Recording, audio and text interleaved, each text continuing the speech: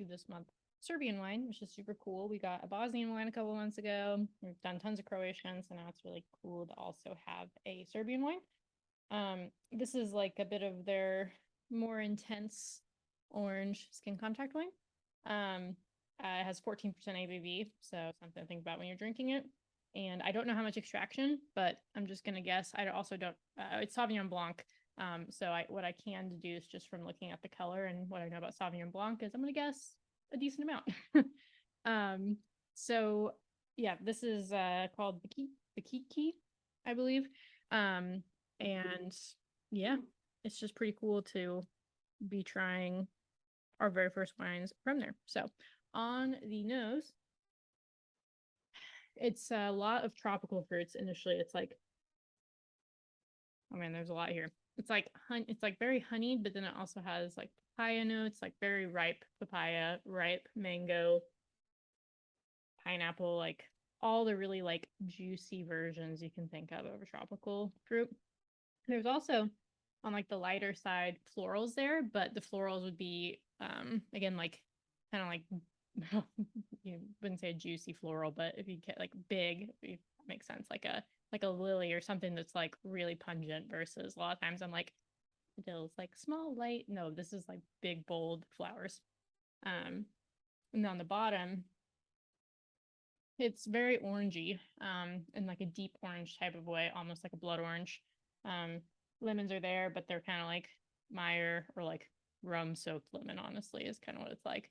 A like hint of ginger as well too. It's almost like got this little bit of spiciness to it.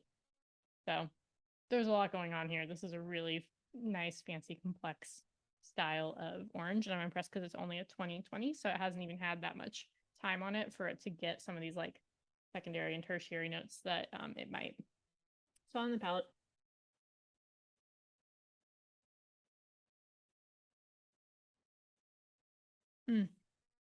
it's so good. It's like if you like the Radicons and the Graveners, it's in that same style. It's more of that style of orange than it is kind of like the hefty. It's still like got heft to it, but not like in like the really tannic way that you see with Georgian orange wines, where they've had like really deep extraction in them for. This is more like I don't want to say finesse because it takes finesse with both, but lighter touch maybe is the right way to say it, but still being like a pretty intense extracted orange wine. Um, it's gorgeous. It's like got this like jasmine tea note initially. All those fruits are there, but then it's kind of like it's like almost more subtle on the palate than I was expecting it to be. And it is developing like those honeysuckle and like almost like nutty notes towards the end. So complex, really interesting, one that's kind of like a fun one to just sit with and contemplate. But if you are going to eat with it, I like the idea of putting it with like these random like pierogies or something that has like caramelized onions with it, or something that has like goat cheese would be really good in this scenario. What else could you do? I've been saying this on the last couple of orange wines, but it's still correct. It's like a tin fish platter would be really nice here. So hip.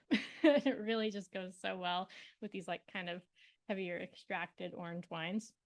And yeah, just like you can't go wrong with cheese with this. It's gonna complement it so well.